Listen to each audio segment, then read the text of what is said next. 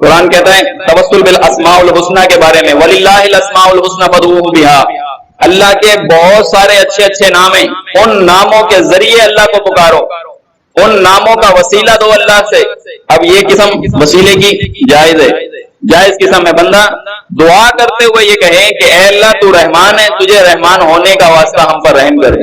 اے اللہ تو غفور ہے، تجھے غفور ہونے کا واسطہ ہمیں معاف فرما دے، اے اللہ تو رازق ہے، تجھے رازق ہونے کا واسطہ ہمیں رزق عطا کر دے، اے اللہ تو خالق ہے، تجھے خالق ہونے کا واسطہ اولاد ہمارے لیے بنا دے۔ اللہ کو اللہ کے ناموں کا واسطہ دینا شریعت کہتی ہے یہ جائز ہے، اور اس دعا کو سکھایا ہے، اور اس دعا کے اندر جو ہر بندہ نماز کے اندر پڑھ رہا ہے الحمدللہ رب العالمین الرحمن الرحیم، یہ اللہ کے اسماء کا ذکر ہو رہا ہے، الرحمن الرحیم مالک یوم الدین، ایاک نعبد و ایاک نستعین، وسیلہ آیا پہلے توسل بالاسماء الحسنى الرحمن الرحیم کا، مالک یوم الدین کا، پھر وسیلہ آیا ایاک نعبد و ایاک نستعین، یہ ہے توسل بالاعمال الصالحہ، اے اللہ نیک کاموں کا ذکر کرنا، اے اللہ میری دعا کو قبول کر ان نیک کاموں کے وسیلے سے،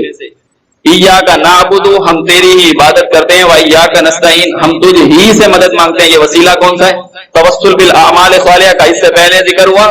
توسل بالاسماء الحسنى، اللہ کے ناموں کا وسیلہ دینا، اور پھر دعا مانگی گئی اہدنا الصراط المستقیم، اے اللہ ہمیں سیدھا راستہ دکھا دے۔ یہ ہے توسل بالاسماء الحسنى، اللہ کو اس کے ناموں کا وسیلہ دے کر پھر اللہ سے یہ دعا کرنا، یہ جائز ہے۔